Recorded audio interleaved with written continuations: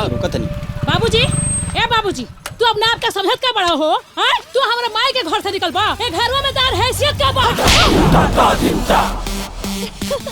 रुकी रुकी रुकी, अपना आप के 30 मार खान समझा तड़ा हैं? तू हमारे माई के घर से कैसे निकल रहा हो? तो हर हिम्मत कैसे? अरे बाबूजी चुप।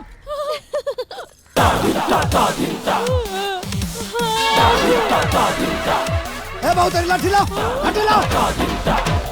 लाओ लाओ। तो लोग अलावा कहाँ के? हवा हवा तो लोग स्वागत करें बाबूजी। स्वागत कहाँ है हवा? हवा तो लोग अलावा हवा हवा निकम्मा है हम। लाठी से मारत तो हम लोगन के। बाबूजी बोल। जौन तू तमाशा के लिए बड़ा नु हमरा तनिको पसंद नहीं आवत। जान लिया कि अगर ऐसा चलत रही तो हम घर छोड़ के चल जाई। अच्छा घर छोड़ दे बे? तोर दिमाग सही है? घर छोड़ जाई बे? यहाँ यहाँ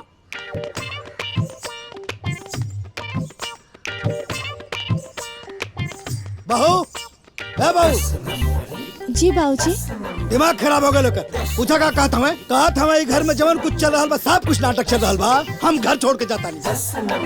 ये नाटक ना है जी। जोना घर में घर के मालिक के सम्मान ना होला, रिश्तेदारन के इज्जत ना होला, वो घर के गांव समाज में कौनो इज्जत ना होला। और जौन चीज हमारे बाबूजी के साथ भइल, वो कौन गार्जियन बर्दाश्त करे? ऐसा व्यवहार केहू के साथ ना होगे के चाहे। ये सब नाटक होता माँ जी और दीदी लोग के सही रास्ता पर लाए खातिर, और यह सच्चाई बा।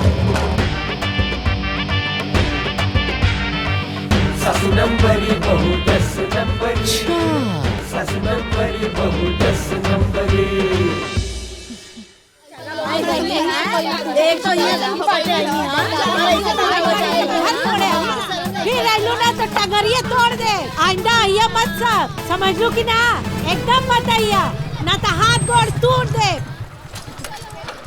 प्रणाम नाना। अरे बेटा, नानी प्रणाम। खुश रह। माई कहाँ बिया? अंदर बिया। नानी प्रणाम। माई कहाँ? जा अंदर जा। माई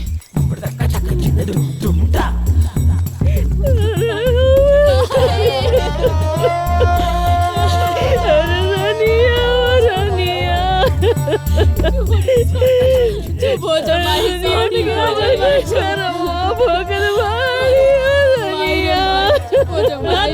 माई चुप हो जाओ। रनिया तो हाथी के बाबू चुप न रे, चुप हो जाओ। कवन मुंह लेके चुप हो जाओ माई। माई ए दुल्हन। जी बाबूजी। चाहिए लाओ भाई, कितना टाइम लगे वो? हाँ एली। ए दुल्हन जी। तार मोबाइलवा कहाँ हो? किचन में बा। तैन लौतू लगावा फोन मलकिन के घरे, पता लगावा नैहरे में कहाँ चल रहा बा। अभी लाओ। हाँ।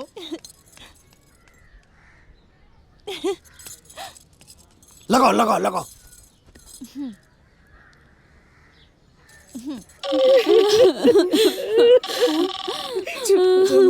चुप हो जाओ।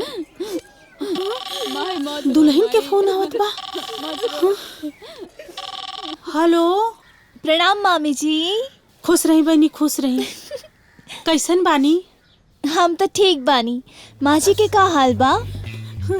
का बताई दुल्हन, जहिया से आयल ही रोता है। चुप ना होती है दुल्हन, रो रो के यहाँ के हालत खराब हो गई बा ये दुल्हन। का बताई मामी जी, सासू जी के ऐसन हालत देख के ना हमके बहुत दुख लागता। हम का बताई, अभी घर के राजा तो बाबूजी बाड़े ना, और बाबूजी के सामने बोले के हमार का औकात मामी जी, रहो तो जानते हैं। अच्छा आप ना माँ जी के संभाल ही अच्छे से। हाँ और ये मुश्किल घड़ी में हमार समय ना माँ जी के साथ बा। ठीक बा? हाँ हाँ अच्छा हम ठीक बा दुल्हन, अपन ख्याल रखिए। ए दुल्हन। जी बाबूजी। केकर फोन हो? माँ जी के। माँ जी? कौन माँ जी? नाना माई के फोन है, हमार माई के। अरे तो बतावा ना कि तुम्हारे माई का फोन हो, और अगर प्रमोद के माई के फोन घर में आये तो हमसे पूरा क्यों ना हो बताने तैयार। ठीक बा बाबूजी। ली, अब तो जीजा जी के दीदी के नामों से नफरत हो गई। अच्छा मामी जी हम फोन रखत आनी। हाँ हाँ दुल्हन।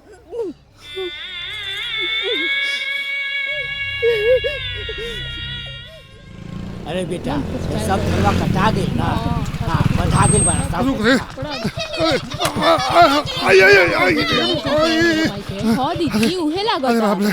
आए रे दादा अरे भैया बड़ा मार मरले बारे भैया मटका आए रे।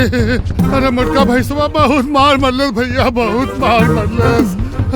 अरे हमरा के लाठी मार मरले। चल बैठा। ये देख हाय पिठासा में देखो अरे भैया दबला के बहुत मार। अच्छा बैठा बैठा। अरे वाली जाली आराम कर। ये भगवान आए ना भैया पानी पी ला। हाँ बैठा चाय पी ला। बैठा। अरे बाप रे बाप बैठ। अरे बैठ। अरे ना बैठ भैया ना बैठ। ए बेटा ए अरे गर्मा गर्म चाय बनवा के लावा। ठीक बा बाबूजी व्यवस्था करत तनी। अरे आवत आ गर्मा गर्म चाय पी ला। अदरक डाल के अरे छोड़ा चाय बाहर में गेल तो चाय पिया दा बढ़िया से। अरे बेटा ले जा बेटा ले जा बाबू। आराम से बैठा आवत चाय। बैठा चायवा आइल का हो। अरे माई बड़ा मार आवत भैया आवत चाय। हाँ अरे सराउ हमार बेटी के बियाह करा के ओकर जिंदगी खराब कर देले। बिना मुहाल कर देले। आज तोरा के छोड़ब ना मार डाला हाथी पर तोड़ दे। का छोड़ दे भैया।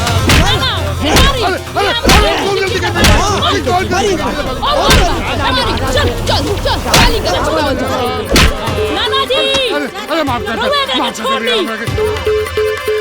एकरा केनु हमनी के मारब सन। ई हमनी के माई के जिंदगी बर्बाद कर देले बा।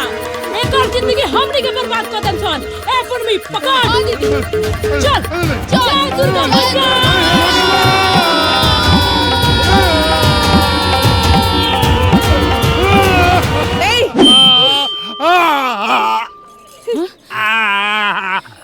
अरे भैया अरे भगवान बचा दो। अरे बाप रे बाप माफ कर दो भैया। अरे अब तोहरा के का करी रे। हमार बेटी के जिंदगी बर्बाद कर दी ले। हम तो के ना छोड़ा। बाबूजी जाए दी बाबूजी बाबूजी जाए दी बाबूजी छोड़ दी बाबूजी छोड़ दे। अरे भाई हमरा तो बहुत बड़ी गलती हो गई भैया भैया भैया भैया बाबूजी इनके उठाए। हमें माफ कर दो हम रखे माफ कर दो। अब हम केहू के बियाह ना लगाए भगवान काट पकड़ता नहीं। अब केहू के बियाह ना लगाए ना लगा। चल रे नौटंकी मत कर। चल निकल।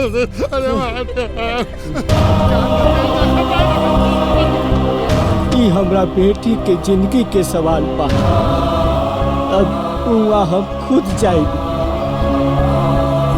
ठीक बा हुआ जाए लेकिन गोली मत दागब। गुस्सा के कंट्रोल करो।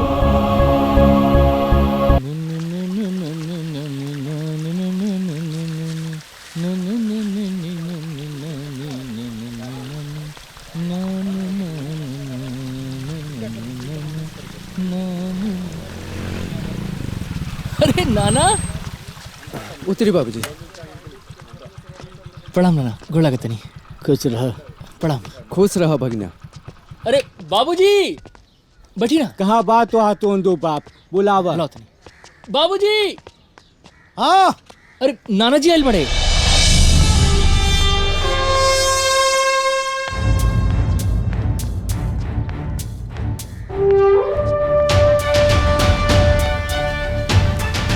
अरे भगना आराम से।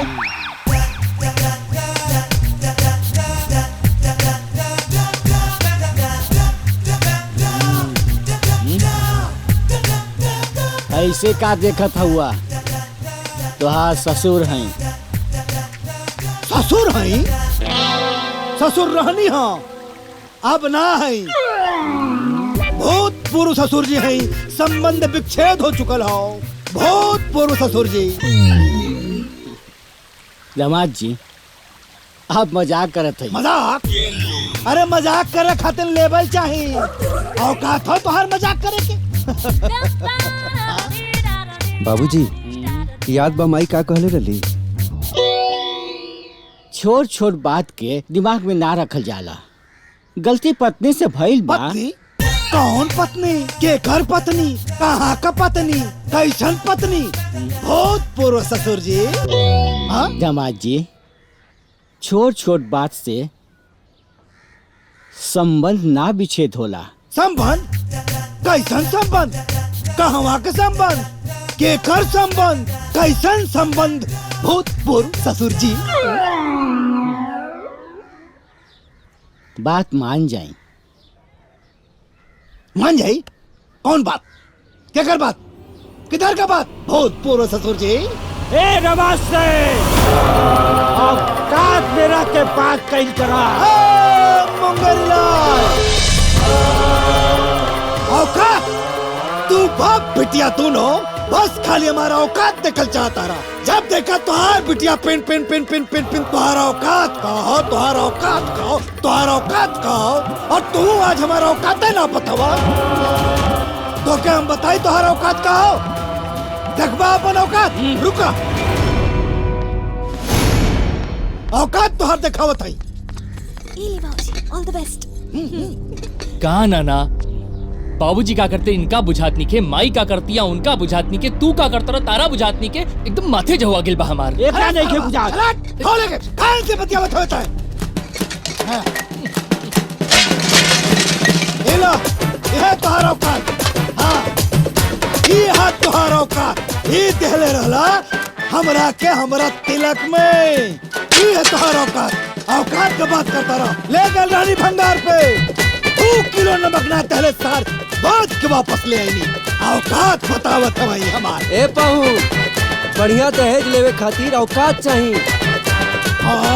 लोग 10 लोग के नचावे खातिर जितना लेके आवेला ना उतना तोहर बारात आई रहे। बारे साले साहब, एनहु 4 हाथ आगे हमारे तोहरे बिटियों से ऊपर हमारी। तो लोगों शुरू से टाटा बिरला के खानदान से रहला का। मान गए नी कि हमारो घर औकात कुछ ना रहल, तोहर बड़ी औकात रहल। ये बेरी हमारा औकात तोहरी औकात से बहुत ऊपर बा। ओके? रे कमीना, ते कहल का चाहता वे रे? तू जानल चाहता रहा कि हम का कहल चाहता नहीं? हाँ। त कान खोल के सुना बहुत पूर्व ससुर जी। अगर चाहता रहा कि तोरे बिटिया से हमार संबंध फिर से जुड़े, वही घर में आवे, तो बारात फिर से तोरे दरवाजा पे जाई। और बाराती जाई है 200, उनके करे के पड़ी स्वागत और दहेज आज के हिसाब से देवे के पड़ी। ठीक बा, त कान खोल के तू सुन ला। जितना बाराती ले आवे के होके ले आवा 200-400। हाँ, खाए में कोनो कमी नहीं होई। हाँ, हमके खूब पता तू कितना खिएबा। इतना बाराती लेके आए बिनु कि खाना ना खिया पाइबा, तोहर अनाज घट जाई। अच्छा, त तू देखिया, इतना खियाई कि बाराती से लोटा लेके खेतन में आवल जाई। आवल जाई। देखब तोहार टना टन है।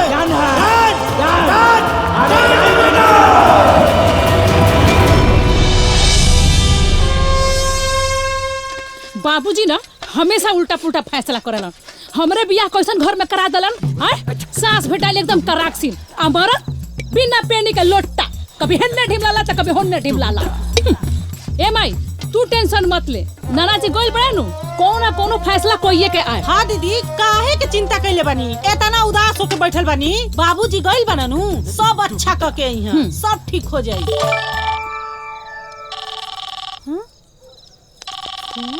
माई रे, ते बेकार में टेंशन लेके बैठल बाड़े। अरे दीदी, दुल्हन के फोन बा, प्रीति के। अरे काका, ली बतियाई स्पीकर पर करे। ली बात करी। गोड़ लगा तारी माँ जी। हाँ, खुश रहा। का भइल माँ जी, रवा उदास काहे बानी? रवा के तो खुश होके के चाही। बाबूजी शादी खातिर मान गईले। हाँ, बाबूजी मान गईले। हाँ, खुश हो जाई। सच में वहाँ के मान गए। हाँ। अरे वाह माई, बाबूजी मान गईले। ए मामी फोन काटती। अरे भाई चल, नानी के बताओ जा। चल। चली, आखिर इतना नाच नचौला के बाद दामाद जी मनिए गईलन। मान तो गइल बा, बाकी ओकर डिमांड बा। कैसन डिमांड है जी? जीजा जी के आज के हिसाब से दहेज चाहिए। फिर का बाबूजी जोश जोश में आके कह दिल हन कि 200 बराती लेके आई हो। और यही पर बात फाइनल भइल बा। अच्छा हाँ। अरे बेटी अब खुश हो जा। दामाद जी तोहरा लेवे खातिर आवतारन। अब खा पी के अपन सेहत बनावा, नहीं तो सब कही कि 10 दिन में नैयर में जाके दुबरा गईली। भाई बाबूजी मान गईले। तो लजा गई।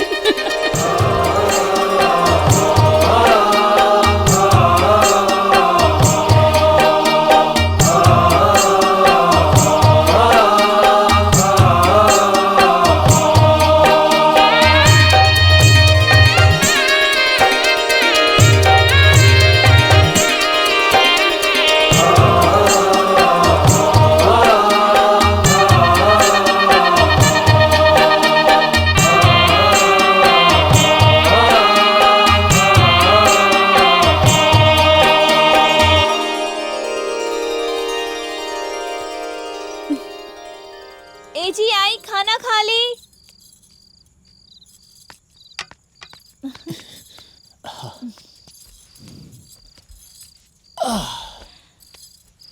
अरे बाबूजी की थाली?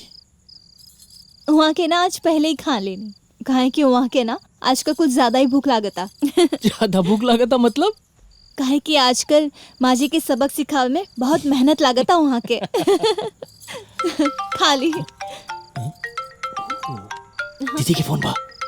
उठाए उठाए। स्पीकर। हाँ दीदी प्रणाम। हाँ खुश रह।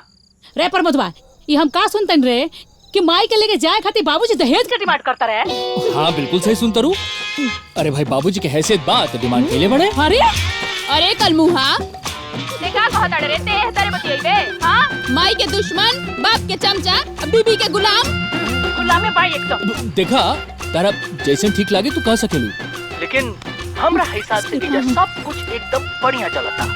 हाँ तई बुढ़ावती मेनू बाबूजी का तिलक चढ़वा बारातियों लेके चल जाई है और दहेजो मांगी है। रे का रहा ये सब ठीक लागत रे।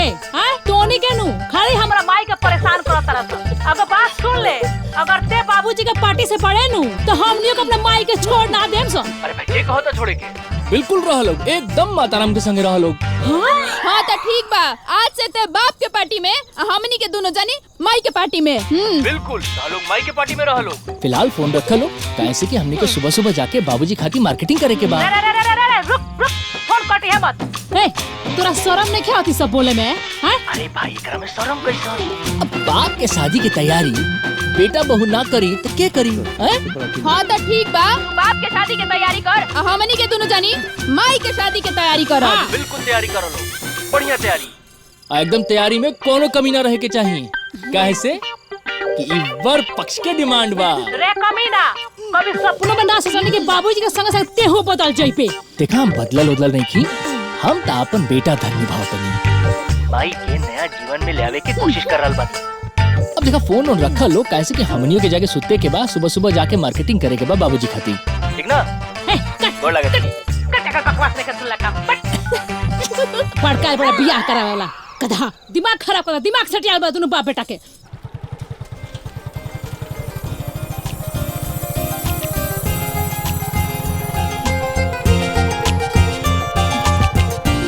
ऐसे टुकुर टुकुर काहे देखता नहीं? आगे देखी ना तो एक्सीडेंट हो जाए।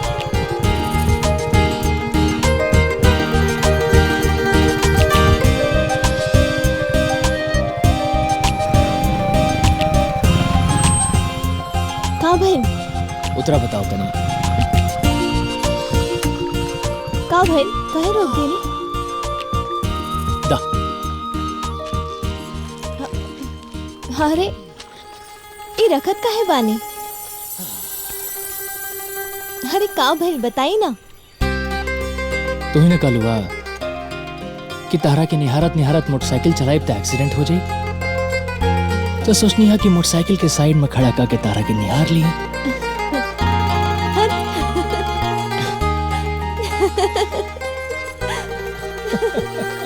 ए नानी, हाँ हमारा माई के नु जिंदगी के सवाल बा। एकरा बियाह में नु कोनो प्रकार के कमी ना होके के चाहिए। हाँ ए हमार बेटी तू चिंता मत करा, तोहर बिया बड़ी धूमधाम से करब। हाँ नानी, माई को ऐसन बियाह करावे के बानू कि देखनिहार के धरनिहार लाग जा। ए बबुआ जोड़ले हवा तैयारी तो आज के हिसाब से करे के पड़ी। कुल कितना खर्चा लागी? काल मिल के हमनी के हिसाब किताब बनौले रही, करीब ये 17-18 लाख रुपया लागी। हाँ 17-18 लाख? इतना पैसा कहाँ से आई?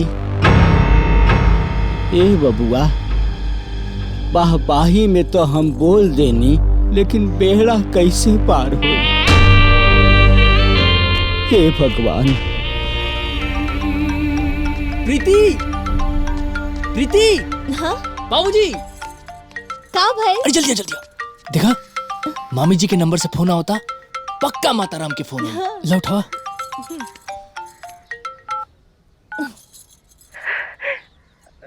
माँ जी के फोन है।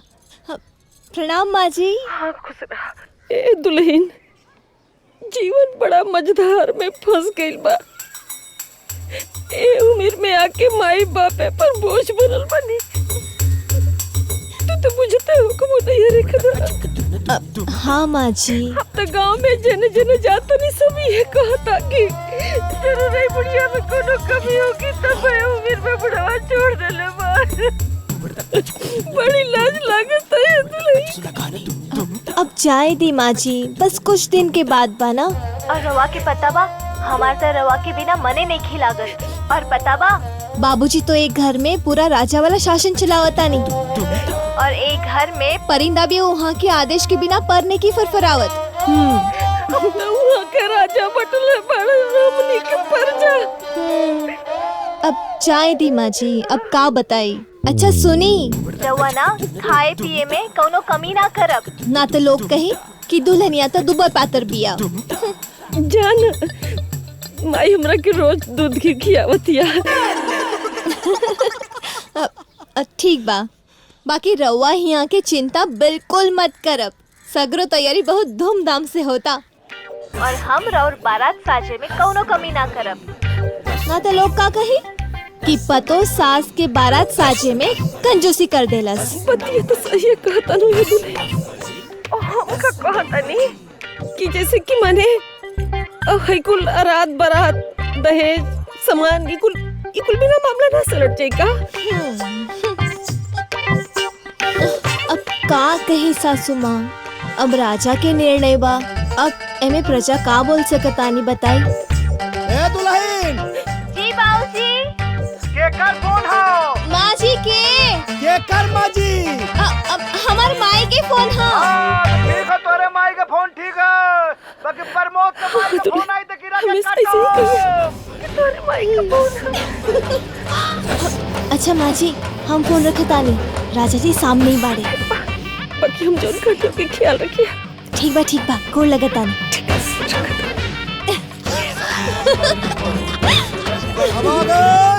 मिशन बड़ा। आपन पसंदीदा फिल्म देखे खातिर डाउनलोड करी दंगल प्ले ऐप।